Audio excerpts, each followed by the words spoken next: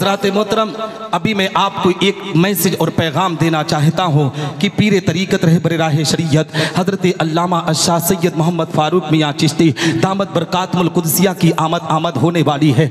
एक मरतबा मैं आपको बताना ये चाहता हूँ कि मैं हज़रत के पास बैठा था ना, एक खातून आई थी अपनी परेशानियों को लेकर। हकीकत में कह रही थी हज़रत मुझे डरावना ख्वाब आता है, इस तरीके से मेरी परेशानियाँ हैं। तो सैयद फ़ारूक मियाँ चिश्ती ने उनसे यही कहा था, उस खातून थे, ये बता तू नमाज पढ़ती है कि नहीं, ये बता तू कुरान पढ़ती है कि नहीं। खातून ने कहा था कि बच्चे छोटे हैं, इस बुनियाद पर नमाज नहीं पढ़ पाती हो। तो जानते हो सैयद फारूक मियाँ ने कहा था कि एक खातून सुन, अगर तू अपनी परेशानियों को दूर कराना चाहती है, तू चाहती है कि तेरे घर से मुसीबत दूर हो, तो सबसे पहले नमाज की पाबंदी कर, सबसे पहले कुरान की तिलावत कर। ए मुसलमानों, ये पीर तरीकत ने उसे पैगाम दिया था, लेकिन आज के हालात के पीरों का जायजा ले लो। आज मैं बहुत से पीरों के साथ रहा हूँ। हकीकत में अल्हम्दुलिल्लाह भारत के अक्सर बेशतर हिस्से में जाता हूँ, हर जलसे में कोई ना कोई पीर रहता ही है। लेकिन मैंने देखा है पीरों की जिंदगी को, बहुत से ऐसे पीर हमारे समाज के अंदर पाए जाते हैं कि हकीकत में मगरिब की अजान हो रही है, वो अपने कमरे में आराम करते हुए नजर आते हैं। इशा की नमाज हो रही है, वो अपने कमरे में आराम करते हुए नजर आ रहे हैं। ये मुरीद बेचारे उनके इश्क में मोहब्बत में अपनी पलकों को बिछाए रहते हैं, उनकी आमद में अपने आप में फूल की बारिश करते हुए नजर आते हैं। अगर इन्हीं लोगों से सवाल किया दिया जाए कि ए मुसलमान ये बता, पीर की आमद पर तो उनका इस्तकबाल कर रहा है, पीर की आमद पर तो उनके इस्तकबाल में अपनी पलकों को बिछा रहा है। बहुत से नौजवानों को तो ऐसा नशा छाया हुआ है कि बाप का कदम जिंदगी में कभी नहीं दबाते हैं, माँ के सर को कभी जिंदगी में नहीं दबाते हैं। माँ बाप अगर कहते कि फला चीज फला जगह से ला कर दे दे, तो कभी माँ बाप के लिए कदम नहीं बढ़ाते हैं। लेकिन अगर पीर की आमद हो गई तो कोई कदम दबाने में अपने आप में फख्र महसूस करता है, कोई सर दबाने में अपने आप को फख्र महसूस करता है। इन नौजवानों से जब सवाल किया जाता है, नौजवान ये बता तू पीर की खिदमत इस अंदाज से क्यों करता है, तो ये नौजवान कहता है निसार अहमद निजामी तुझे खबर नहीं है क्या, तुझे पता नहीं है पीर की खिदमत करूंगा तो अल्लाह जन्नत देगा। मैंने कहा ए नौजवान ये बता किस मुफ्ती का फतवा है कि पीर की खिदमत करेगा तो जन्नत मिलेगी। सुन, अगर जन्नत चाहिए तो किसी पीर की खिदमत में नहीं, अगर जन्नत तुझे वाकई में चाहिए तो सीधे अपने घर को जा, अपने बूढ़े माँ बाप की खिदमत गुजारी कर। अगर बूढ़े माँ बाप ने अपनी जबान से दुआ कर दिया तो रब तबारक व तआला तुझे जन्नत में आला मकाम अता करे। वाह, जिंदाबाद जिंदाबाद जिंदाबाद। और हकीकत में मैंने सैयद फारूक मियाँ चिश्ती साहब को देखा है कि वो सबसे पहले तलकीन यही करते हैं कि तू नमाज की पाबंदी कर, तू कुरान की तिलावत कर। और जानते हो सबसे पहले पैगाम क्या देते हैं कि अपने बूढ़े माँ बाप की खिदमत गुजारी कर। अपने बूढ़े माँ बाप की खिदमत गुजारी करेगा तो रब्बे कायनात तेरी दुआओं को कबूल करेगा। और याद रखो मुसलमानों, अगर किसी की भी दुआ को कबूल कराना है, कोई भी अपनी दुआ को अल्लाह की बारगाह में मकबूल कराना चाहता है। आज बहुत से लोग बैतुल्लाह शरीफ की ज़ियारत करने के लिए गए हैं, बहुत से लोग हज करने के लिए गए हैं, मक्कतुल मुकर्रमा की वादियों में, मैदान मिना में, मैदान अरफात में। ए मुसलमानों, हज के अरकान को पूरा करने के लिए गए हैं। लेकिन याद रखो मुसलमानों, जो लोग अपने माँ बाप से नाराज होकर, अपने भाई से नाराज होकर, अपने रिश्तेदारों से नाराज होकर बैतुल्लाह शरीफ की ज़ियारत करने के लिए गए हैं, ऐसे लोगों को हज को अल्लाह उनके मुंह पर मार देता है। अगर हज की मकबूलियत चाहते हो, हज के मुसलमानों सादत से माला माल होना चाहिए हो, बहुत से मुसलमान ऐसे बैठे हैं जो कहते हैं मौलाना हम तो बहुत गरीब हैं, जिंदगी के अंदर हम हज क्या कभी मक्कतुल मुकर्रमा देख पाएंगे कि नहीं, ये भी दिल में ख्वाहिश और तमन्ना मिट चुकी है। मैं उन लोगों से कहना चाहता हूँ कि अगर हज बैतुल्लाह का सवाब तुम्हें चाहना है, हज मकबूल का सवाब तुम चाहते हो, तो अपने आप में जब सुबह सवेरे उठो ना, तो फजर की नमाज के बाद सबसे पहले मुस्कुरा कर अपने माँ बाप के चेहरे की ज़ियारत कर दो। मेरे आका पैगंबर इस्लाम का फरमान है, जिसने मुस्कुरा कर नबी आखिर, जिसने मुस्कुरा कर अपने माँ बाप के चेहरे की ज़ियारत कर लिया, रब तबारक व तआला उसे एक हज मकबूल का सवाब इनायत करता है। एक सहाबी खड़े हुए अर्ज करते या रसूल अल्लाह, अगर किसी ने एक दफा अपने माँ बाप के चेहरे की ज़ियारत की तो उसे एक हज मकबूल का सवाब मिलता है। या रसूल अल्लाह, अगर किसी ने पूरे दिन के अंदर 100 मरतबा मुस्कुरा कर अपने माँ बाप के चेहरे की ज़ियारत की तो उसे क्या सवाब मिलेगा? नबी के फरमान को नोट करो। नबी इरशाद फरमाते हैं कि अगर किसी ने एक दिन के अंदर 100 मरतबा मुस्कुरा कर अपने माँ बाप के चेहरे की ज़ियारत कर लिया तो रब तबारक व तआला उसे 600 हज मकबूल का सवाब इनायत करेगा। इसलिए मुसलमानों, अपने माँ बाप की अजमत को सीने में बसाओ, अपने माँ बाप की मोहब्बत को सीने में बसाओ। दुनिया के अंदर सबसे ज्यादा मोहब्बत करने वाला अगर कोई है तो तुम्हारे वालिदैन है। तुम अपने वालिदैन से मोहब्बत किया करो, उनकी जिंदगी के और आँख को ऊंचा करने की कोशिश किया करो। इंशाअल्लाह तबारक व तआला अगर उनकी मोहब्बत सीने में बसाओगे तो रब तबारक व तआला आप सब पर रहमतों की बरसात अता कर देगा। अब आखिरी बात बोलूंगा क्योंकि वक्त भी ज्यादा हो गया है। हाँ, क्योंकि मेरे बाद आपको एक उम्दा खिताब हजरत अल्लामा तारिक हुसैन साहब क़िबला मिसबाही से भी समाअत करना है। मैं ये आखिरी बात बोलने जा रहा हूँ इसलिए कि ये अभी इंशाअल्लाह रब्बुल इज़्ज़त हुजूर पीर तरीक़त की भी आमद है और जो आज खुसूसी ख़तीब की हैसियत से हैं वो भी सैयदज़ादे हैं, औलाद रसूल, औलाद गौसे आज़म हज़रत अल्लामा सैयद शबाहत हुसैन साहब क़िबला मुरादाबादी।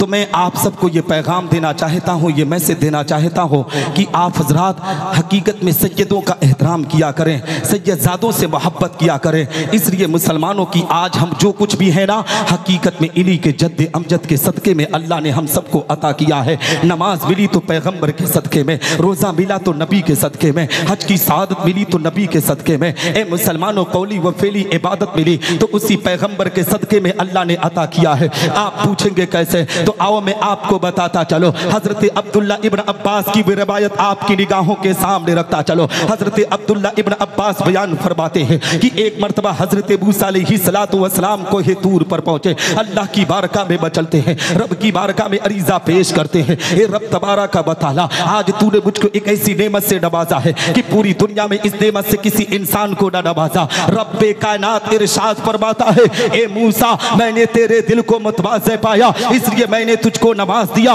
मगर ए मूसा सुनो सुनो, फखुज़ मा आतैनाका व कुन मिनश शाकिरीन व मुताला तौहीदी व हुब्बे मुहम्मद सल्लल्लाहु तआला अलैहि वसल्लम। ए मूसा, जिस नेमत से तुझको नवाजा गया है उस पर तुम मेरा शुक्र अदा करो और मेरी तौहीद के साथ मोहम्मद अलैहिस्सलातु वस्सलाम की मोहब्बत पर रहो। हज़रत मूसा अलैहिस्सलातु वस्सलाम अल्लाह की बारगाह में मचलते हैं, रब की बारगाह में अरीज़ा पेश करते हैं, ए रब तबारक व तआला, क्या तेरी तौहीद के साथ मोहम्मद अलैहिस्सलातु वस्सलाम की मोहब्बत ज़रूरी है? हम मुसलमानों अपनी किस्मत पर जितना नाज करो उतना कम है, अपने मुकद्दर पर जितना फ़ख्र करो उतना कम है। इसलिए कि रब तबारक व तआला हम गुनहगारों पर एहसान करते हुए हमें उम्मत मोहम्मदिया में पैदा किया, हमारे मकाम को कितना बुलंद कर रहा है, हमारे दर्जे को कितना ऊंचा कर रहा है। रब्बे कायनात इरशाद फरमाता है, ए मूसा, अगर मोहम्मद और उसकी उम्मत को इस दुनिया में भेजना मकसद ना होता तो मैं ज़मीनो ज़मा को पैदा न करता, मैं मकीनो मक्का को पैदा न करता, मैं लौहो कलम को पैदा न करता, मैं चाँदो सूरज को पैदा न करता, मैं नबातात व जमातात को पैदा न करता,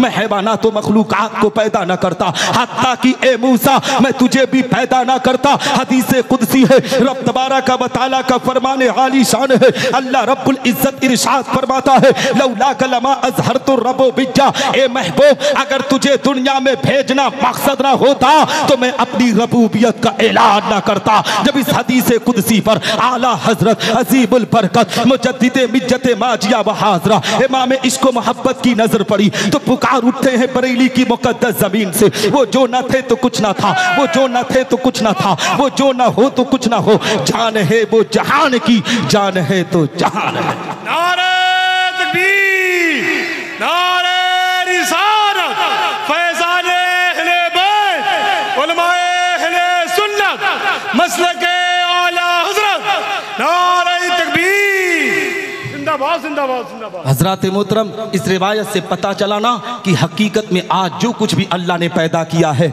ये मेरे आका पैगम्बर इस्लाम का सदका है। तो ए मुसलमानों, उन्हीं की औलाद आज इस नौरों की ज़मीन पर तशरीफ़ लाई है, तो हम सब की जिम्मेदारी है कि उनके आने पर हम उनका इस्तकबाल करें, हम उनकी खिदमत गुजारी करें। इसलिए कि ए मुसलमानों, ये किसी और ख़ानदान से ताल्लुक़ नहीं रख रहे हैं, ये मेरे आका पैगम्बर इस्लाम के ख़ानदान से ताल्लुक़ रख रहे हैं। हकीकत में मुसलमानों, इन्हीं के बारे में मेरे आका पैगंबर इस्लाम ने इरशाद फरमाया कि जो मेरे बेटों से मोहब्बत करेगा मैं उनसे मोहब्बत करूंगा। अब बताओ मुसलमानों, अगर हम किसी औलाद रसूल से मोहब्बत कर लिए तो दावे के साथ कहता हूं कि रब तबारक व तआला उनकी मोहब्बत के सदक़े तुफैल में हम सब पर रहमतों की बरसात अता करेगा। आज तो लोग जुब्बे और दस्तार को देखकर पीर की हकीकत में मुसलमानों उसको चुनते हैं। अगर कोई दस्तार अच्छी बात कर आ रहा है, कोई अच्छा जुब्बा पहन कर आ रहा है, अपने आप में ए मुसलमानों अगर वो हाव भाव के साथ आता है तो लोग उस सैयदजादे की बड़ी मोहब्बत सीने में बसाते हैं, उस सैयदजादे की खिदमत गुजारी बहुत ज्यादा करते हैं।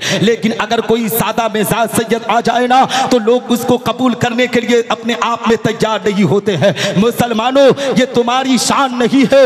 अगर कोई सैयदजादा कितना भी फटा पुराना कपड़ा पहन कर आ रहा हो और अपनी जबान से कह दे कि हम नबी के खानदान से हैं, तो हम सब की जिम्मेदारी है कि हम उनका इस्तकबाल करें, हम उनका एहतराम करें, हम उनकी खिदमत गुजारी करें। इंशाअल्लाह रब्बुल इज्जत अगर हम खानदान अहले बैत से मोहब्बत कर लिए ना तो अल्लाह रब्बुल इज्जत हमारे मकाम को बुलंद कर देगा। इसलिए कि हम और आपकी औकात और हैसियत क्या है, हम और आपकी ए मुसलमानों हैसियत कुछ नहीं है। आओ खलीफे सानी अमीरुल मोमिनीन हजरत उमर बिन खत्ताब की बारगाह में चला जाए। हजरत उमर बिन खत्ताब रज़ियल्लाहु तआला अन्हु की जिंदगी की तारीख निगाहों के सामने रखा जाए। है मुसलमानों, हजरत उमर बिन खत्ताब रज़ियल्लाहु तआला अन्हु है और हजरत अमीर मुआविया रज़ियल्लाहु तआला अन्हु आपस में बैठकर गुफ्तगू कर रहे हैं। हजरत अब्दुल्ला इब्न उमर अपने बाबा जान से मुलाकात करने के लिए गए थे तो क्या देखते हैं कि हजरत अमीर मुआविया से और उनसे गुफ्तगू चल रही है। तो हजरत अब्दुल्ला इब्न उमर लौटने लगे। इतने में हजरत इमाम हुसैन रज़ियल्लाहु तआला अन्हु भी हजरत उमर बिन खत्ताब की बारगाह में गए थे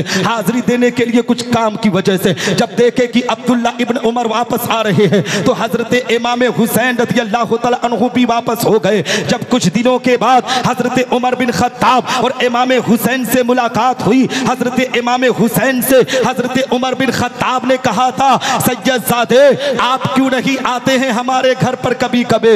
हजरत इमाम हुसैन ने कहा था, ए अमीरुल मोमिनीन सुनो सुनो, मैं आपके घर पर गया था मगर आप हजरत अमीर मुआविया से कुछ कलाम कर रहे थे, कुछ गुफ्तगू कर रहे थे, जिसकी वजह से आपका बेटा अब्दुल्ला इब्न उमर वापस आ रहा था तो मैं भी उसी लिए वापस हो गया। तो जानते हो हजरत इमाम हुसैन ने कितना प्यारा जुमला, हजरत इमाम हुसैन से हजरत उमर बिन खत्ताब ने कहा था, ए सैयदजादे, ए नबी के नवासे सुनो सुनो, आप में और अब्दुल्ला इब्न उमर में बहुत फर्क है।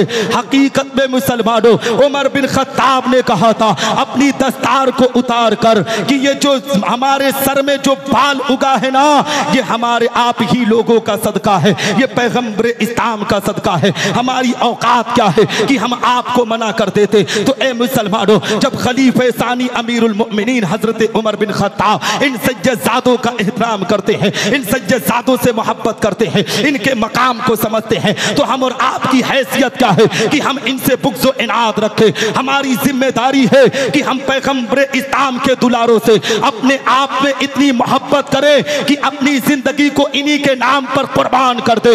इंशाअल्लाह तबारक व तआला खानदान अहले बैत के सदके, पैगंबर इस्लाम की मोहब्बत के सदके रब्बे कायनात हमारे गुनाहों को माफ फरमा कर हमारी मग़फ़िरत फरमा देगा, हमारी कब्र पर रहमतों की बरसात अता कर देगा।